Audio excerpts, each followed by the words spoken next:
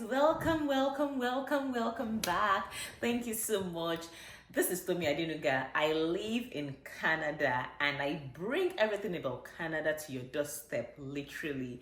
So today I'm going to be telling you something very exciting. If you're in Canada, because I know the way it is, at the end of the day, it's not only me that will be in Canada. I have to bring all my family members. Some people want to relocate. You want to bring your younger sister. You want to bring your older brother. You want to bring your mother. You want to bring your cousin. You want people to also come to Canada or even any other country. I mentioned this on Instagram, but I am here to do like an extensive video and talk and pour out everything because guys, it's not easy out there. People have been robbed, people have been scammed, people have been ripped of their hard-earned money. Like, how bad can that be? Like, somebody is struggling, but in your mind, because you call yourself an agent, you know that what you are doing is not right. You know that that thing you are doing, that it will not work, and you're still telling people that you bring money. Like, it's so unfair.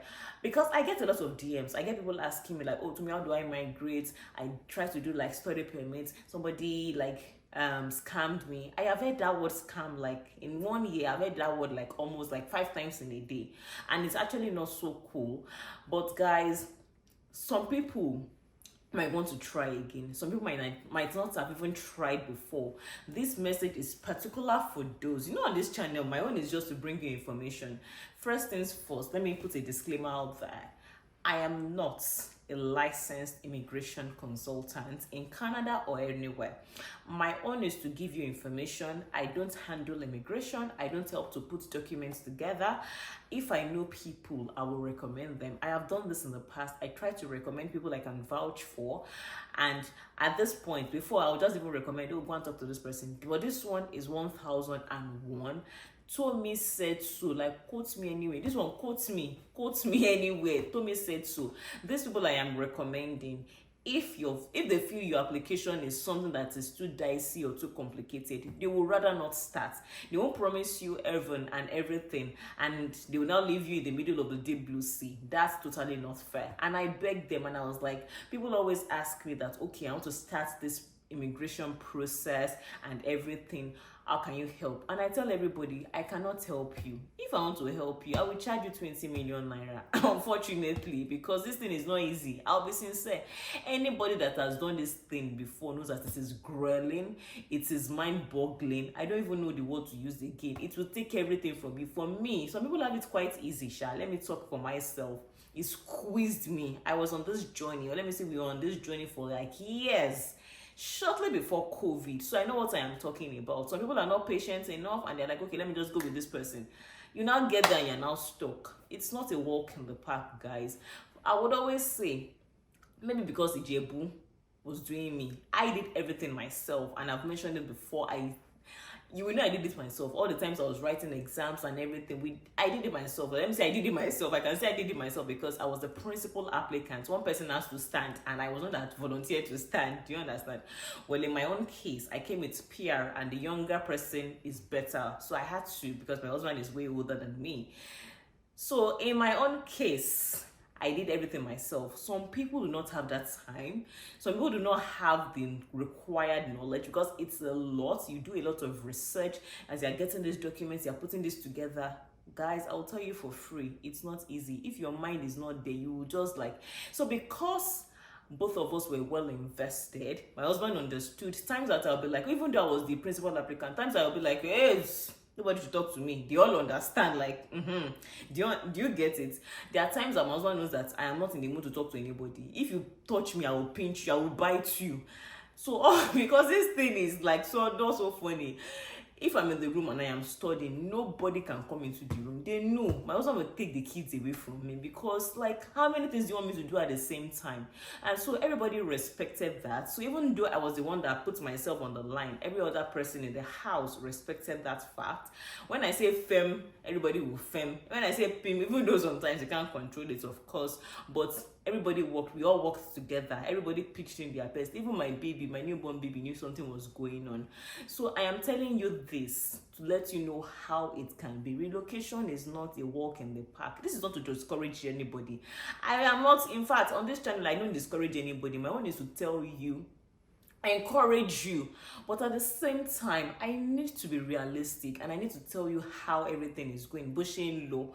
So guys, if you can't do it yourself, there are people that can help you package everything, because you might be busy. Some people are really busy, like maybe your job requires a lot from you, your business requires a lot from you. Maybe I was not like, I was like doing my own business, so it didn't, and that's another thing, it didn't really impact on me. So it was quite easy for me, so to see. My time was very flexible. I controlled my time. I have been doing that for a long time, so it was quite okay for me. For some people, it's not that easy. I will tell you categorically, if you want to study abroad, not just Canada now. So this is even kind of like extensive. I am very happy that the people I am recommending to you is not just Canada they're going to be pushing towards you. So there are many options. Me, I like US. Maybe tomorrow I'll pack my bag and I'll go to the US. For some reason, I love the US a lot. So if you want to go to the USA, it's Canada or UK or Australia or even Ireland. Any of those countries, they can help you get a study permit. A study permit is gold right now. It will help you. I've said it time and again. I discourage people from coming to Canada with visit visa. I would say it. You might not like me for saying so, but try to get the study permit at least.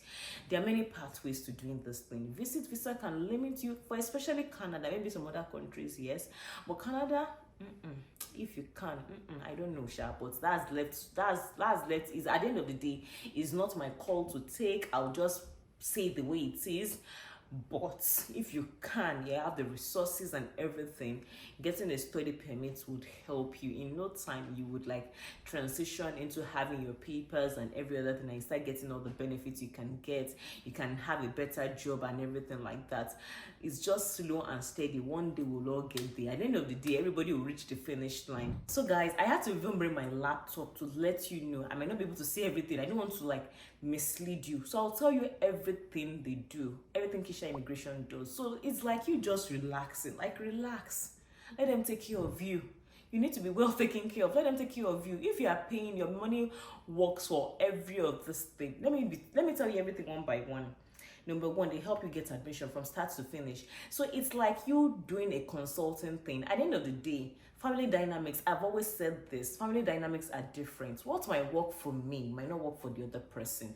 So if my own is don't do follow and just go, Ontario might not work for you. Ontario is expensive. Ontario might be too competitive. These are people that will tell you that, oh, why don't you go to this other province? Why don't you go to this other place? They will like study you, study everything you have. What are your qualifications? Oh, I think that this school will be better for you. It's not compulsory that everybody goes to University of Toronto.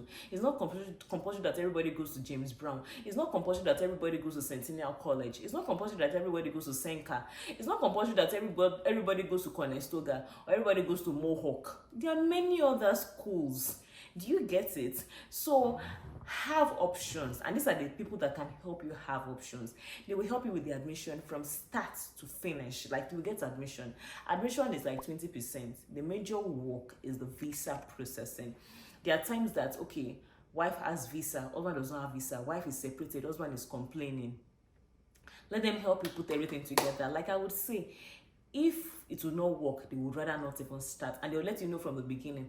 Are you okay going first? Maybe your husband will not join you later, maybe your kids will join later. Everything at the end of the day is your call, because these things are more complicated than we think it is, and the rules keep changing every single day. That's why sometimes people even ask me in my DM, so what did still ask me today, like, oh, when you were doing your ECA, did you submit this? Sincerely, I am being very sincere, I can't remember. So many things have passed. My own head is just thinking of how to make money. I call my husband every time, how far, like I'm always thinking of one thing or the other. So I have forgotten so many things because it's not my primary function, right? It's not my primary job. But these are people that this is what they live and breathe on. So as IRCC is updating, they're updating. They have to like keep updating their knowledge, because the same thing they told you last year might not be the same thing they'll be telling you this year. They have to update their knowledge. They have to tell you the things that are going on every single step of the way. Beginning of this year, SOWPs were being issued. All of a sudden, it's being cancelled. You need to update that. People need to understand all that. And this is everything they'll be doing for you. Let me mention some other things they will do for you apart from admission. So they help you with your statement of purpose, your submission letter. They will review everything, your letter of intent. They will help you write it. They help you put everything together. This is their job. They help you with your financial analysis. Not like I said earlier, everybody is not the same. Some people have the money for Ontario, some people do not have the funds for Ontario. So does that mean that you must come to Ontario? There are many other provinces, or there are even other countries. You can go to Ireland. Ireland is actually here. Republic of Ireland is actually a very good place. So it might not be in the UK, London, it might not be in England. It might be in Ireland. It might be in Scotland. So it's not until when you go to England. There are many other places. And after some time, when you've gotten what you want, you can always migrate. I know people that have the passport for Ireland, but they are settled in England. You can cross, you can move. Do you understand? But at least because Ireland is not saturated like England, you can easily move, you can easily settle there. Cost of living is lower and you have a very nice life. You can also get your documents arranged. They will arrange everything for you because IRCC, one document can make them toss your application. I have this journey is not goodness, guys.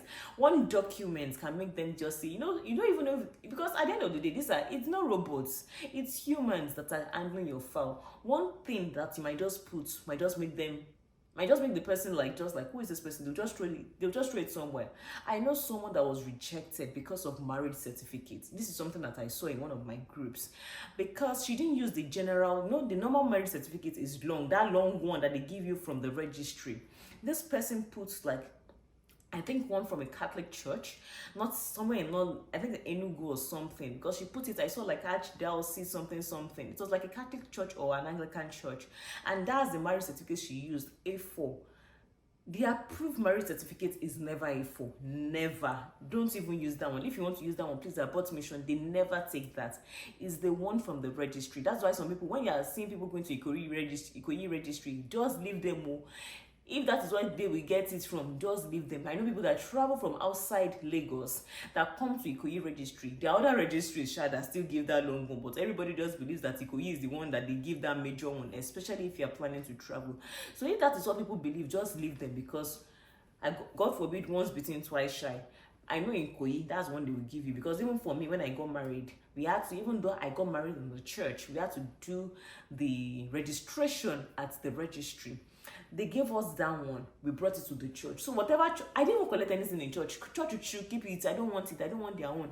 It's the one from the registry. We brought to the church. The registry signed it. My pastor now signed on top and with the stamp.